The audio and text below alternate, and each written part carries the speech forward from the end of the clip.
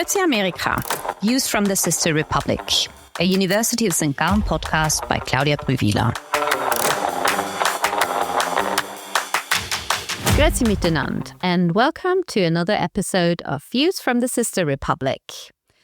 This time we'll deal with, well, what might be a transatlantic divorce. We can look back at the 61st Security Conference in Munich, where Vice President JD Vance appeared on stage. There was a warm applause in the beginning.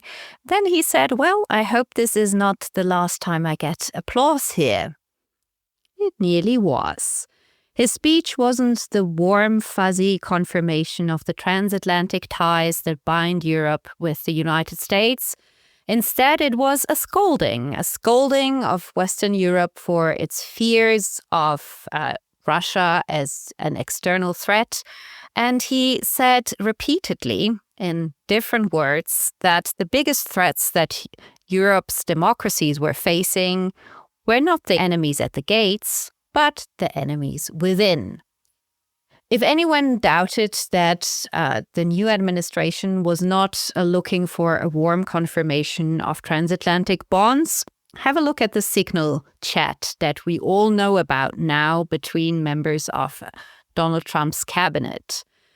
When they were discussing the attack against the Houthis to make sure that the Suez Canal will be safely shippable again, JD Vance said in the chat, I just hate bailing Europe out again. The Minister of Defense, Pete Hegseth, confirmed and said, quote, that he shares your, JD Vance's, loathing of European freeloading. And he added, it's pathetic. All capital letters. Pathetic. Europe, pathetic, a freeloader, worth of loathing. These are tones that we're not used to from the White House. And whenever I discuss the Trump administration nowadays, people often approach me and ask, since when has it become commonplace for an American administration to hate Europe? Is this not a truly new phenomenon? Well, I have the pleasure of today discuss this with someone who is uniquely suited to shed light on this. Jack Thompson, welcome to the podcast. Hi, Claudia. It's wonderful having you because you have crisscrossed the Atlantic in your career. You're an American. You have parts of your education in the United States. You hold an MA from the Johns Hopkins University, very fine institution in Baltimore, Maryland. But you did your PhD, your doctoral work at the University of Cambridge, and you've worked for a long time in Europe. How many European countries have you lived in so far? Half dozen, maybe? Half dozen. 6, 7? No. Yeah. Too many.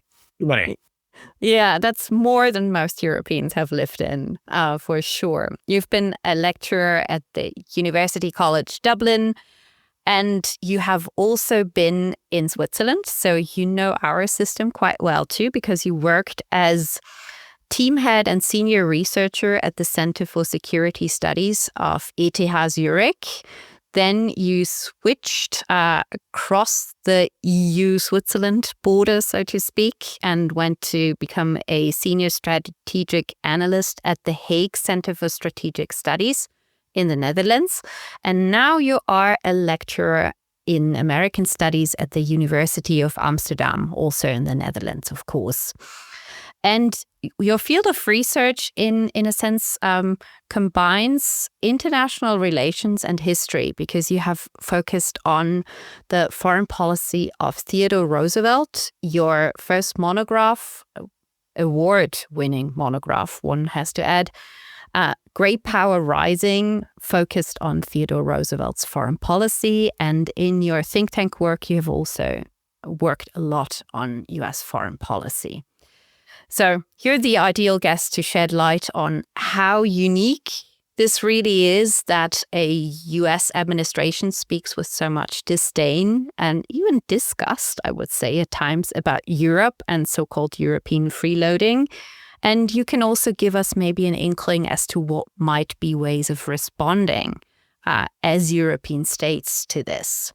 But before we dive into this, I usually ask my guests what was their first American experience? What do they consider typically American? But you are in the reverse situation. You're an American in Europe. So when you moved to Switzerland a couple of years ago, what struck you as typically Swiss? So I think it's worth starting by mentioning most non-Swiss people have a very specific and I think cliched idea of what Switzerland is, right?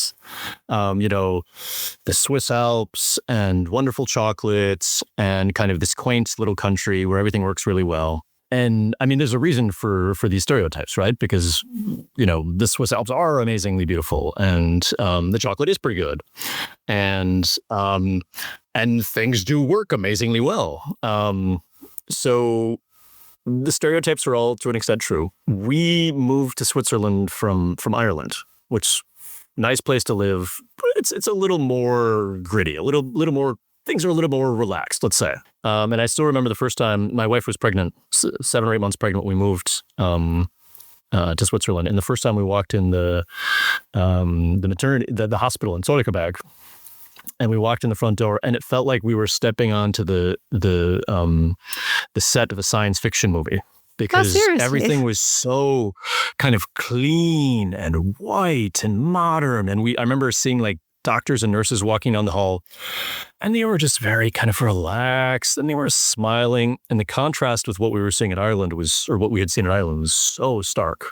Wow. Because in Ireland, the doctors and nurses were all wonderful, but like there were no chairs, pregnant women were sitting on the ground. Like it was much more chaotic. And so our initial kind of impression of Switzerland was very positive, but also like very much aligned with kind of the stereotype. Now, as we lived there longer, you start to things get a little bit more complicated. I realized that there was a kind of a subtle but very strong form of Swiss nationalism, which I had never thought about, never encountered, which is very interesting for someone who's interested in kind of nationalism and things like that. It was very interesting to kind of encounter that firsthand. I remember distinctly on multiple occasions being scolded. I speak reasonably good Hochdeutsch. I remember being scolded on multiple occasions for not having yet learned Zürichdeutsch. Let's say. Which, at the time is kind of like, but in retrospect is kind of, it's almost sweet, right? Like it's, I trust you enough to tell you I'm unhappy with what you're doing right now. Don't speak to me in Hochdeutsch. Speak to me in dialect. So. And I mean, take it as a compliment. So your Hochdeutsch was good enough for people to expect you to move on to the next step, actually. I remember very well when we met in Switzerland that you shared one of the first German words you learned while being in Switzerland, in addition to your vocabulary, and that was, I don't know whether you remember, steuergünstig. That's right. Steuergünstig. Which is also a very Swiss thing. Yes. Having lived in half a dozen European states by now, is there something you would say is distinctly European, where you could say this is really typically European in contrast to typically American? Or is every country just on its own, typically something? So I think to an extent what you're talking about is identity, right? Not to get too academic right off the bat. And as you know very well, identity there's two aspects to identity. One is kind of how we see ourselves, but it's also kind of how we see ourselves in opposition to some kind of other, right? And I think the other part is becoming much clearer for a lot of Europeans, or has become much clearer for a lot of Europeans in the last few months or last few years. In terms of things that are intrinsically European, I mean, I think I have maybe a slightly different perspective on this, being someone who has emigrated to Europe kind of voluntarily and, who plans to stay here long term. There is, I think, a way of mixing the free markets and good, or at least theoretically good, administration and governance, which is, you can find in a few other places, Canada, Australia, there are a few other examples, but otherwise is not that common. which I think Europeans overall, broadly speaking, do very, very well, and which the average European kind of expects, in a way that, certainly Americans on the left can only kind of dream of, right? There's also kind of a shared history, which I think most Europeans don't necessarily think about. But again, as someone who has moved here from the outside, I'm always aware of, I'm very aware of, right? Not just the good, there's plenty of good shared history, but there's also, obviously some unpleasant shared history as well. But that's part of what makes a unique place unique. And then, there's linguistic stuff, obviously. I'm a native English speaker. My first foreign language that I learned was German. And when it came time to learn Dutch, it was kind of just splitting the difference between English and German. My first couple of years of Dutch lessons, I would often just speak German, much to the amusement and horror of my Dutch teachers. But because these are all, Germanic languages, they're not that far apart. So that's a very kind of disjointed answer, but I think it's, from my perspective, at least accurate. Yeah, I kind of second the observations that we are often highlighting the differences in our history, but that essentially we are bonded by a common experience and an often shared lens on what has bonded us and also driven us apart at times. And at the moment, we are also sharing a certain feeling, at least in Western parts of Europe, a feeling of hurt and also disorientation when we're looking across the Atlantic and when we're listening and reading of what comes from a certain part there, namely the White House. And as I said in the intro, and you were already vigorously nodding along when I cited the speech by JD Vance at the Security Conference in Munich, there is this perception that the current administration, in its foreign policy, in its stance on defense, is uniquely, and that's what people repeatedly say, uniquely anti-European. Do you see that similarly, or does the historian see something else? So I'm actually writing a book about anti-Europeanism and U.S. foreign policy. So I want to be careful not to give too much of the good stuff away. No spoilers. No spoilers. But yes, it's an astute question because, if we think about kind of the modern history of the transatlantic relationship, obviously what we're seeing now is unprecedented, right? So we haven't seen this kind of in the post-World War II era. To be sure, there has always been an undercurrent of frustration, anger, condescension in the way that certainly American policymakers have thought about their European allies. But it was very much kind of kept in check by kind of the rigidities that came with the Cold War, right? And again, this discussion of the common, the external other, which was, the Soviet Empire. So in the modern sense, yes, what we're seeing is unprecedented. Of course, if you look at the broader history of the transatlantic relationship, what we're seeing now actually starts to look a lot more familiar. It's a modern incarnation of a much older aspect of American political culture that you can actually trace all the way back to 1776. If you go back and read what's the initial framers of the Constitution, kind of initial early figures like Benjamin Franklin and John Adams, Thomas Jefferson was a big one, what they were saying about Europe, there are a lot of parallels with what you're seeing people like JD Vance and some of the other people in the Trump administration and kind of people in the broader right-wing political culture are saying today, right? And well, I'll stop there, but we can delve into that more if you want. But it's in the broader sweep of American history. This is not new. It's more kind of, it's almost Americans rediscovering where they started when it came to Europe. Let's stick briefly with the 20th and early 21st century, because you said that it had been present, this level, certain condescension. You mentioned that there was also frustration with Europe. Was it also on the same subjects? Was it also on carrying its weight in defense spending, etc.? Or were there other issues that frustrated the US? So defense spending was certainly, and kind of this broader sense of burden sharing in the transatlantic security architecture. From day one, that was a source of tension. And to an extent, that was warranted. It was also at times very hypocritical on the part of American policymakers, because even as they would complain that Europeans were not spending enough on defense or doing enough, carrying their fair share of the burden in defense, American policymakers would simultaneously discourage Europeans from becoming too capable or from becoming too independent, because that would reduce the amount of control that American policymakers had. So Americans in the modern era, if we're talking about post-World War II, American policymakers have always kind of wanted to, in a sense, have their cake and eat it too.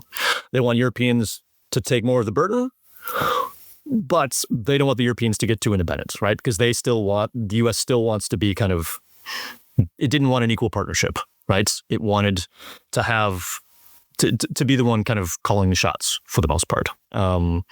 So burden sharing has always been an issue. Of course, there are important differences in getting back to this question of what makes Europe Europe. There are important differences in political culture. American political culture is by nature has historically been a bit more individualistic, a bit more skeptical of the value of centralized authority. Whereas Europeans, certainly post-World War II, Europeans tended to be a bit more comfortable with kind of a stronger, more powerful social safety net, a stronger, more powerful welfare state. And certainly kind of on the right of American politics, this was always viewed with at least a little bit of suspicion, right?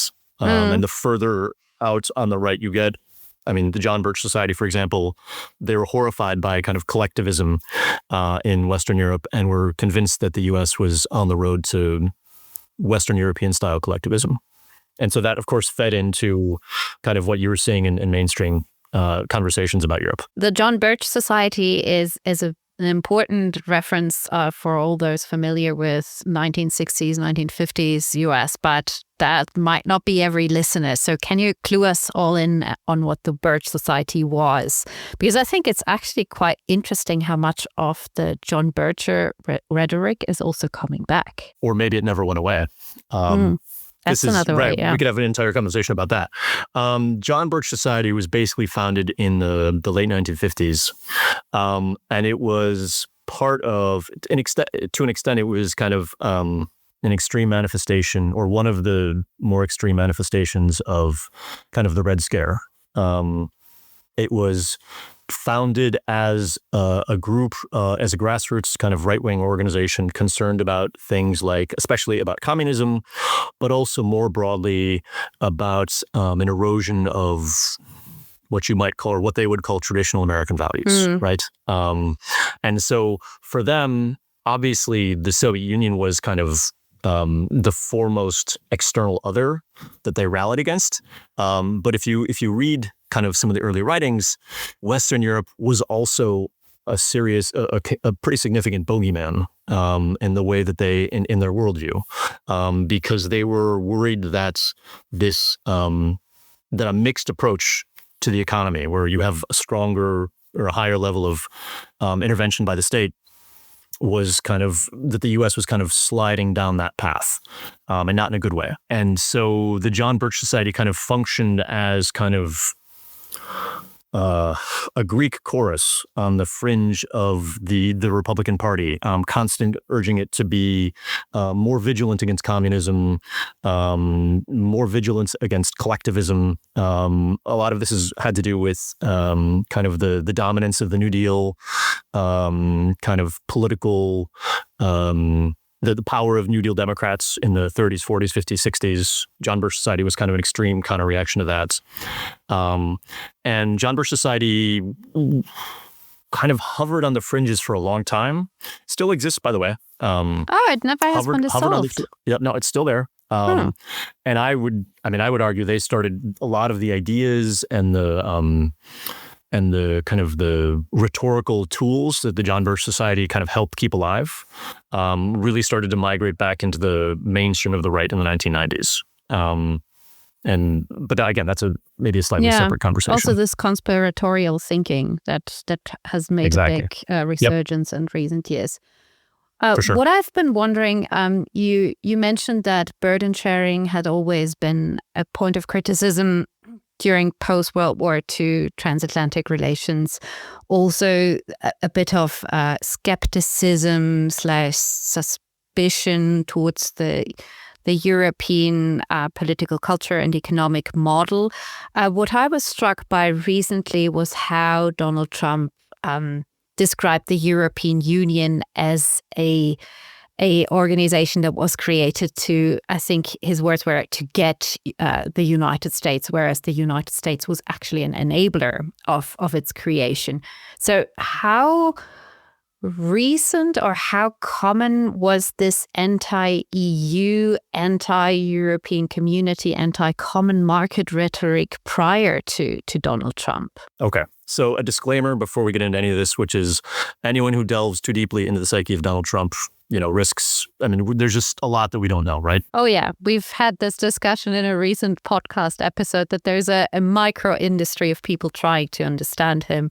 And at the end of the day, we're not his therapist. So right. Okay. So, caveat aside, disclaimer aside. So in a lot of ways, my interpretation of this is that what we're seeing now is kind of the coming together of two separate strands of American political culture, or one strand of American political culture and one, turns out, very powerful individual and his own personal worldview coming together in the Trump administration. So the strand of American political culture is this, what you can call, a version of American nationalism or even kind of anti-Europeanism. Again, not to provide too many spoiler alerts for too many spoilers for the book that I'm writing. But this was from 1776 all the way up into the early 20th century, kind of the foremost pillar of American foreign policy was the conviction that remaining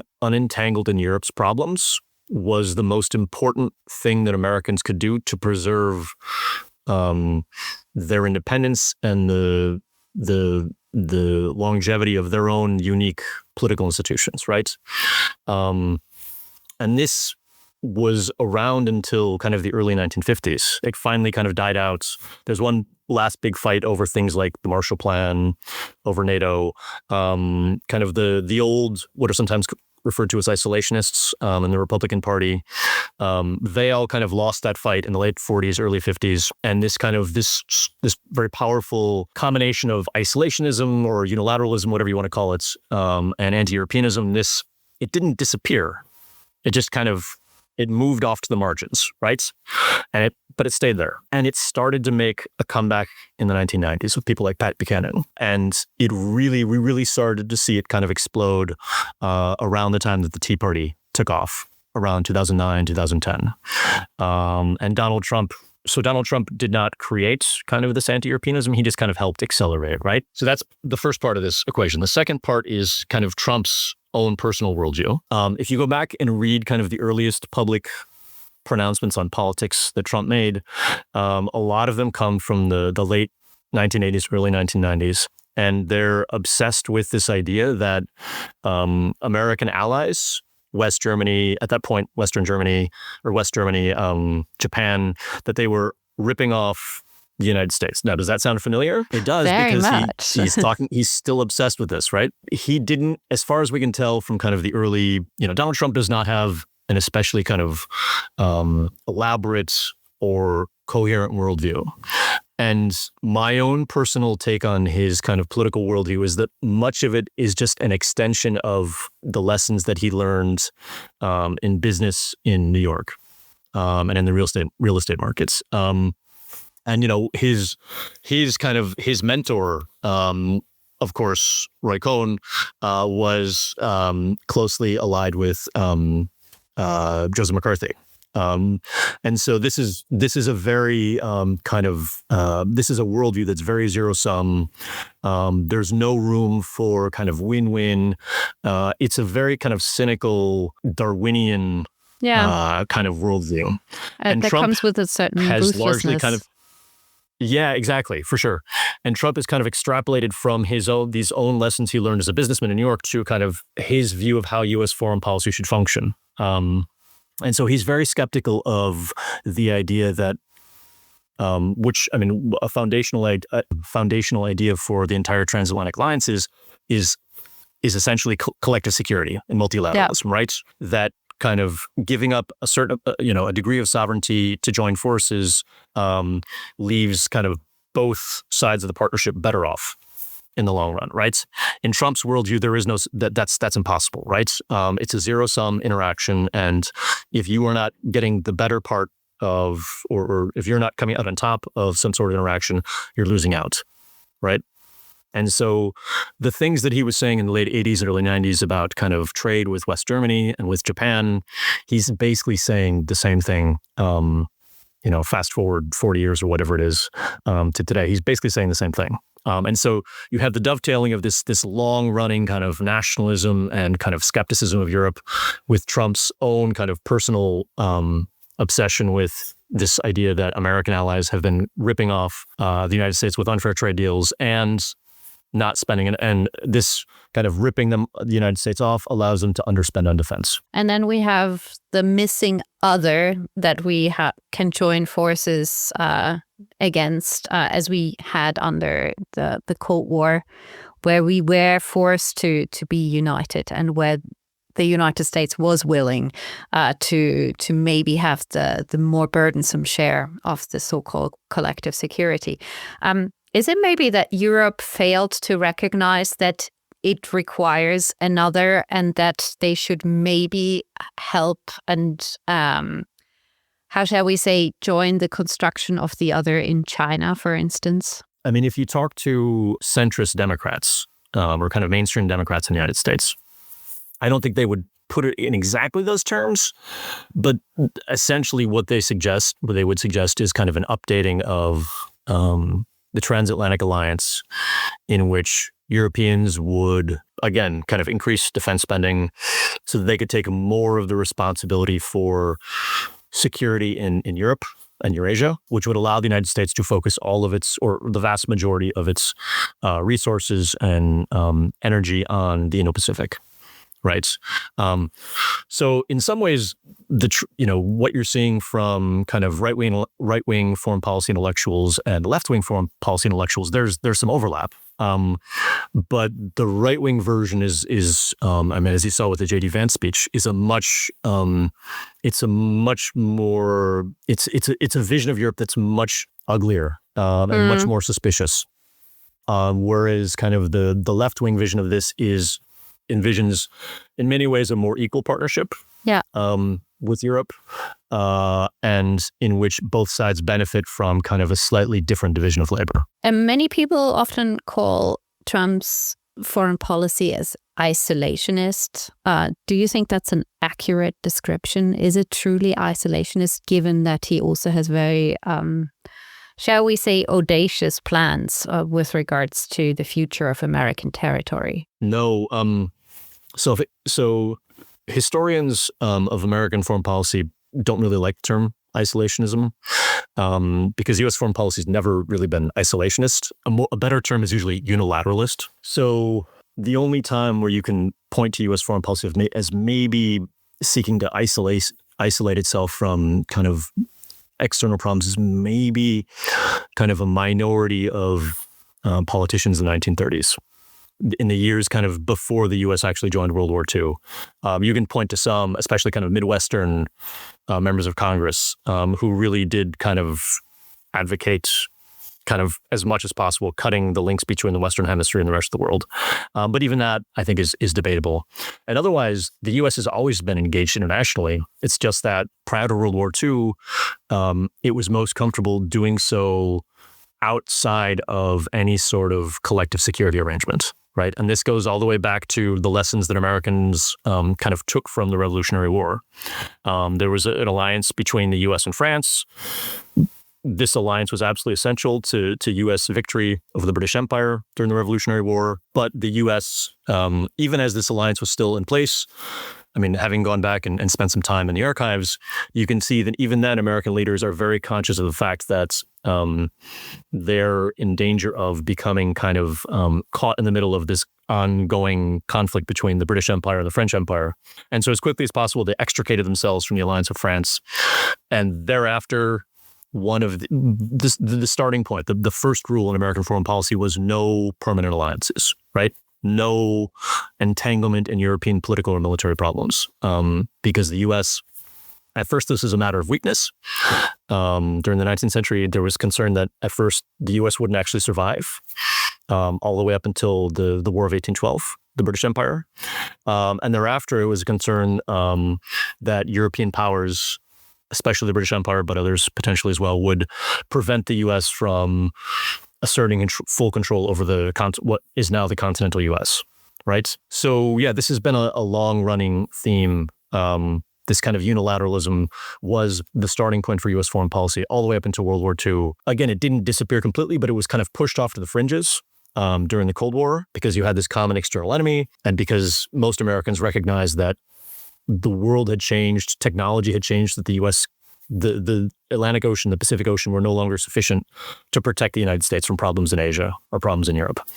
But in places like the John Birch Society, kind of this instinct for unilateralism, it survived. And if you go back and read someone like Pat Buchanan, for example, he wrote an essay, I think in 1990, called America First, Second, and Third. Right. So already as soon as the Cold War ended, you had prominent figures coming out and saying, hey, we need to go back to, the good old days when we were unilateralist. And so an element of that has finally kind of reemerged as a mainstream foreign policy worldview. So the Trump administration, to round off this very long answer to your question, I view the Trump administration's foreign policy as a nationalist foreign policy, not an isolationist foreign policy.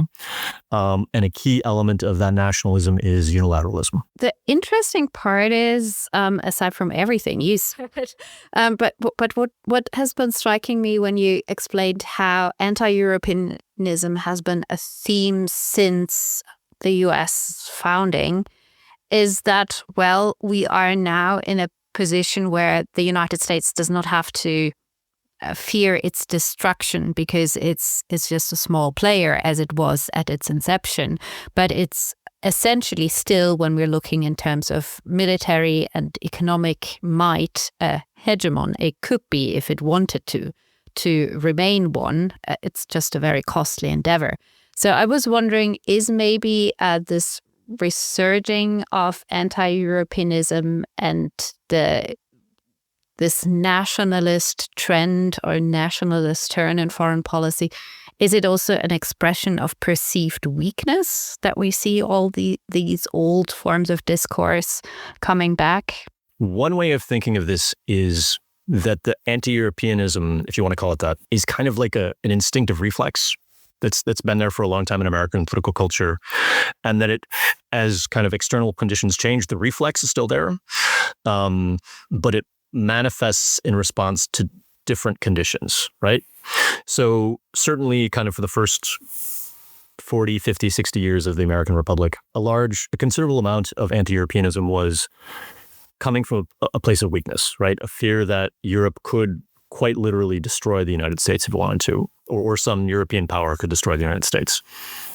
Post-World War II, anti-Europeanism tend to focus on kind of the problems posed not by European strength, but by European weakness, right? So there was frustration that Europe was not doing enough to defend itself, even though it would be the first one, it would be on the front line of any kind of conventional military confrontation with the Soviet Union, right? More recently, I would say it's a combination of things. Sometimes it's about European weakness. It's still kind of, or perceived European weakness. There's still this ongoing kind of frustration with Europe's unwillingness or inability to spend what the U.S. wants it to spend on defense. Sometimes it's when it comes to European strength. So an important influence in the Trump administration is kind of big tech. Yeah. And big tech is actually very concerned about the regulatory powers of the European Union. So that's not European weakness, that's European strength. And there's also something that's a bit more abstract, but I think still really matters, which is what a lot of conservatives view as the corrupting influence of what you might call, or what you might see as European culture. So things like what the right wing tends to call cultural Marxism, for example. Obviously, that comes from Europe. Secularism, that's seen, I think, for a lot of Americans, especially a lot of right-wing Americans, that's a European thing. As if we couldn't, be secular on our own. We need the Europeans to corrupt us for that. And there's something called the First Amendment, if I'm not mistaken. Right. But so I think there is this this concern that European, quote unquote, European cultural influences are somehow corrupting, and that the U.S. needs to protect itself from those things. And so the anti-Europeanism, it's this reflex, and it's flexible. It evolves in response to kind of the way that Europe is changing. And so this is, I guess, essentially an argument that this anti-Europeanism is always going to be there. It will wax and wane. In other words, it will grow and shrink depending on lots of different factors. But at least some Americans are always going to be inclined to look at Europe and say, that's different, therefore it's dangerous, and I need to protect myself from that. It's kind of a mirror image of European anti-American, which is also waxing and waning at the moment. It's pretty much there.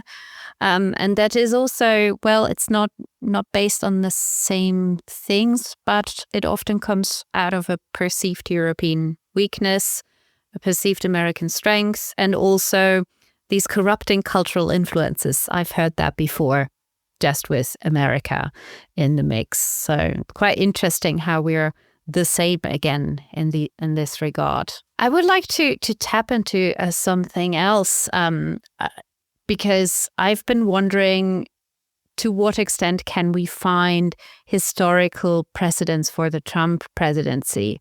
And you've mentioned already in the beginning that the way he is pursuing his foreign policy is quite unprecedented. But at the same time, he thinks that there are precursors to himself, and he tries to put himself as their heir at times. And I'm speaking of President McKinley, someone most people are probably not that familiar with until they heard about the tariffs and the ambition of the president to rename Mount Denali again into Mount McKinley. And the other president I've been thinking about, because he must be on Donald Trump's mind as well, is Theodore Roosevelt, the man who had the honor of inaugurating the Panama Canal that Donald Trump is also lusting after. To what extent do you see any connection to these progressive era presidents to Donald Trump, if we're just discarding his style and all of that? So this is a good question. And a number of people have asked me the same question in a couple different, from slightly different angles. At least we're creative when it comes to the angle. The first thing to say in all this is Donald Trump does not sit around reading history books thinking, I'd like to pattern myself after one of my predecessors. Which one is the best fit? He just doesn't work that way, right? Absolutely. But to be sure, there are plenty of people around him who do think that way. McKinley has been kind of a common touchstone for a lot of modern Republicans. I think mostly because he kicked off an era of Republican dominance. He kind of helped create a realignment in American politics that saw Republicans not completely dominate, but definitely kind of have the better of side of things in American politics, really up until the New Deal era.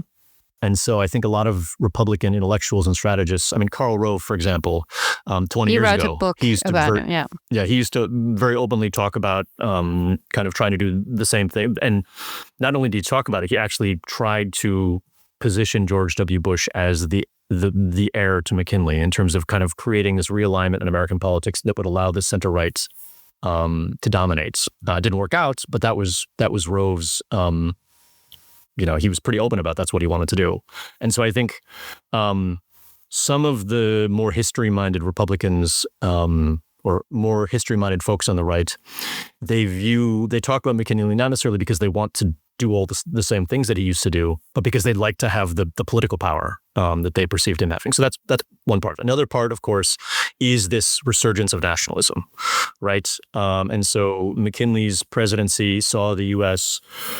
take Hawaii. It saw the U.S.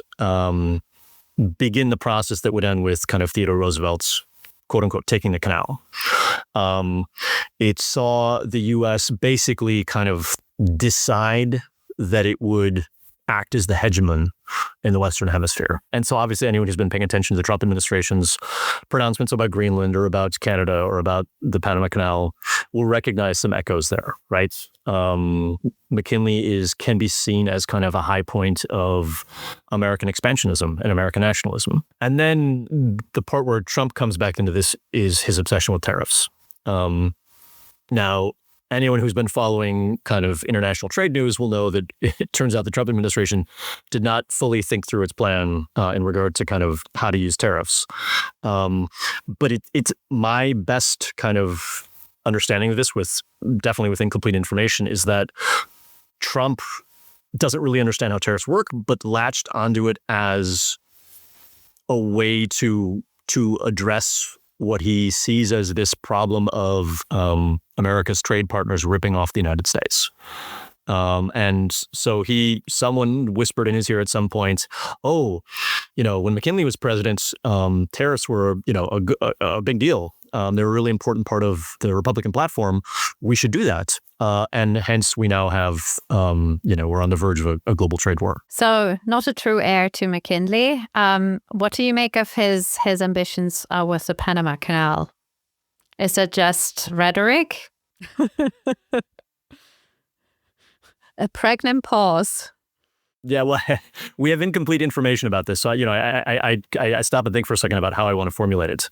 I think there's a couple things going on. One is there has been long on kind of the fringes of the American right, kind of an obsession with Chinese influence in the Panama Canal. I can remember as a young intern in Congress, answering constituent mail and reading a letter from a constituent in my home district warning about the influence of China in the Panama Canal. And at the time, no one had thought about that. Like this just seemed like completely crazy. Fast forward 20 years and it's now obviously a pressing concern for a lot of for a lot of Americans. And there is a grain of truth in these concerns, right? China has made a very concerted effort to establish not just an economic, but in a much quieter way, a political presence in Latin America. And the Panama Canal is very important, not just for American, but for global shipping. And so take that legitimate concern and amplify it with decades worth of conspiracy theories, and you get this sense that China is on the verge of seizing the Panama Canal, and maybe we should seize it first, which is problematic in lots of different ways.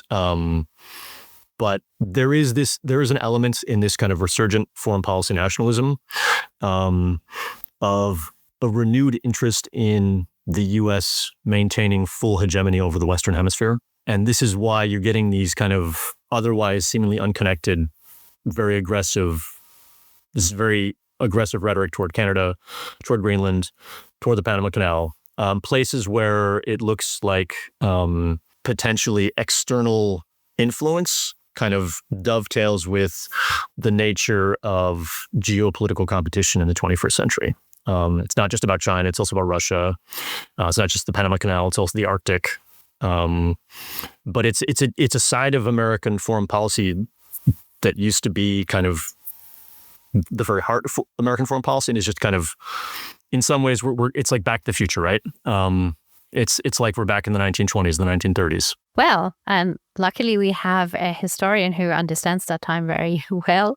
So you normally delve in history, and you go back into the archives, you do close readings of texts that most of us haven't paid enough attention to. You're elucidating the present thanks to that knowledge you're building and the findings you get from that. The future's usually not your métier, nor is it that of anyone else. But still, where do you see transatlantic relations headed in the next, let's say, 5 years? So prior to my current job as a lecturer at UvA at the University of Amsterdam, I actually spent 2.5 years running the Strategic Foresight Project that was paid for by the Dutch Ministry of Defense and Foreign Affairs. So I did actually spend a couple of years, if not trying to predict the future, at least making some gestures in that direction, right? And we would always, the first thing we would put in these reports was this long disclaimer about the fact that no one can predict the future and we're not trying to predict the future.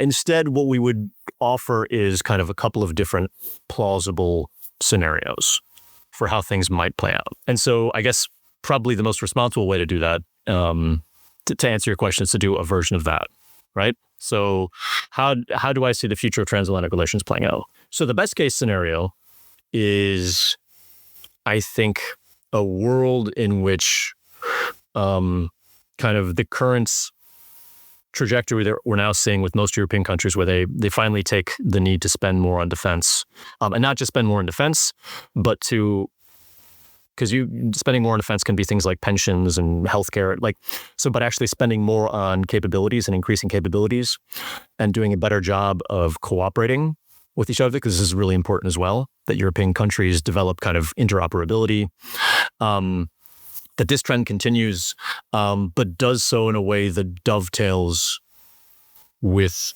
what the U.S. is doing. In other words, that there's continues to be some sort of partnership on both sides between the U.S. And its European partners, its European allies. And I think, so in other words, an updated version of collective security, I think is the best case scenario. The worst case scenario is that, nationalism has pretty much become the dominant foreign policy worldview on the right in the United States.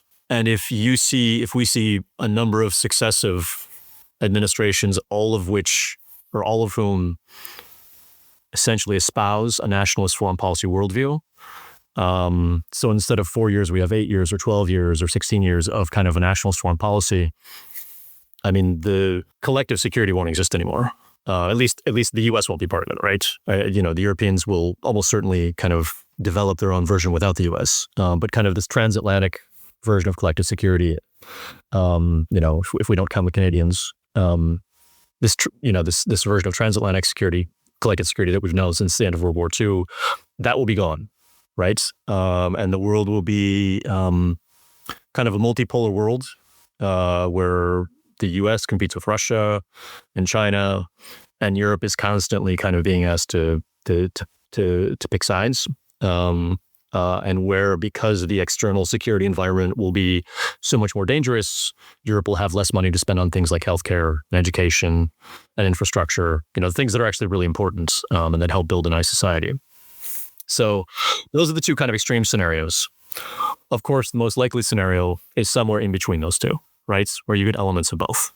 The reality is, for the first foreseeable future, the U.S. will probably oscillate between having kind of democratic administrations, which are internationalist and favor collective security, favor things like NATO, favor alliances, see the value in international cooperation and multilateralism, and Republican administrations, which were going to be nationalist. Who's the single most likely next president of the United States right now? Probably JD Vance. Oh, yeah. And in some ways, Vance is worse than Trump because he has a much more fully developed vision for what kind of a nationalist foreign policy will look like. He's ideological, He's ideological, where Trump is very transactional, right? So I think, because of the nature of American politics and because the U.S. is so kind of evenly divided, you'll see both Republican and Democratic administrations in the foreseeable future. And so you're going to see the U.S. kind of swing wildly back and forth between trying to be, essentially a good international citizen and the U.S. being a much more kind of cranky, selfish, unproductive international citizen. And so Europe is going to have to kind of learn how to insulate itself, become more resilient in the face of kind of these wild swings from the U.S. The U.S. will become a much more unreliable partner. It doesn't mean it won't be a partner. It will sometimes still be a partner, but it'll be a lot less reliable. It's kind of like a cheating spouse. So it's a rather bleak prospect. Maybe come to a more positive, probable scenario. When is your book coming out? The goal is to have a manuscript in front of the publisher before the year ends. Wonderful. But as you know, the writing process takes as long as it takes, and life tends to get in the way. So we'll see. We'll see what happens with the deadline. We look forward to reading it. And I think at the very latest, then you have to be back on the podcast so that we can dive into all the spoilers that you were withholding in this conversation. Do you have any other recommendations as to what our listeners should read, listen to, or watch to get a better sense of where U.S. foreign policy is headed to, or what we can learn from the past, actually, to understand the current moment? So in honor of the very pleasant conversation we've just had, and in honor of the medium in which we're engaging right now, I would mention a couple podcasts, which I think are useful. The Ezra Klein Show, which is part of the New York Times kind of family of podcasts, is very good. It's from a center-left perspective, but it's intellectually quite fair, quite honest, and it's I would say it's wonky, but still accessible. There's another podcast which is more of a kind of a left of center academic intellectual podcast called Know Your Enemy, which is focuses on trying to understand what's happening on the American rights, which is a good listen. Another podcast from the New York Times family of podcasts is a new one. It's run by Ross Douthat, who's kind of the house right-wing intellectual in the New York Times. And he is, I think, pretty clearly been hired by the New York Times to kind of explain conservatism to its kind of left of center readership. And I think he takes a certain amount of glee in trying to kind of explain kind of the, what is for most left of center Americans kind of this very kind of strange world of right-wing intellectuals and things like that. But Douthat he's brilliant. He's a brilliant guy, and he's genuinely pretty intellectually honest. So he has a lot of right-wing guests that most people don't know about, but that are important. And he asks them some tough questions. So I think that's another podcast that's worth listening. And for anyone who really wants to kind of get their fingers dirty with so-called primary sources, there is a large and growing segment of podcasts which cater to kind of right-wing listeners, especially kind of young male right-wing listeners. The Bro podcasts. Oh, yeah. And there's an inexhaustible list. A couple that might be worth checking out are the Joe Rogan. I think it's called the Joe Rogan Experience, maybe. Yeah, it is. That's worth checking out. He has been actually recommended by Simon Evenet, a trade economist, recently. He also listened to the entire 3-hour conversation with Donald Trump. So, yeah, you're in good company if you listen to that. Just as a side note, one of the interesting things that's changed about the way American presidential campaigns work is legacy media. Oh, yeah. Are much less important now than podcasters and influencers. And I mean, we saw the Trump administration follow kind of a strategy that focused more on kind of podcasters and influencers. And the Kamala Harris campaign, followed a slightly more kind of traditional campaign. Yeah. And in retrospect, much more rehearsed. It's clear that the Trump campaign strategy was more effective, right? So there's the Joe Rogan podcast. Theo Von is another one. maybe slightly less explicitly political than Joe Rogan, but there's a lot of the right-wing bro-y kind of more subtle right-wing political influence going on there. Steve Bannon, he's around. He has a podcast. I think it's called The War Room. I've tried to listen to it and can't get it here. I'm not sure if it's being blocked or what the deal is. Maybe some of your listeners can get access to it. Yeah, free speech in Europe. I can't get it for whatever reason. But Bannon has already been mentioned as someone who's thinking about running for president in 2028. So he very much has his ear to the ground in terms of kind of what's happening in intellectual circles on the right, and he's a good source for figuring out what right-wing thinkers are saying. So he's also worth checking out. Fantastic list of listening recommendations, spanning the left with Ezra Klein to the very right with Mr. Bannon. I haven't heard that he wants to run for president, so that will be an interesting show to watch in a sense. Although I have to say, I wouldn't put my money on his winning. Well, thank you so much, Jack, for your time and all your insights. We're looking very much forward to your book so that we don't have just stuff to listen to, but something interesting to read again. Thank you so much for coming on my podcast. And thank you to everyone for listening and hearing how old actually anti-Europeanism in US politics actually is, how we are making a journey back in the past, albeit under different circumstances. Thank you so much for your time and auf Wiedersehen. Thanks, Claudia. Grüezi Amerika. Views from the Sister Republic, a University of St. Gallen podcast by Claudia Brüwiler.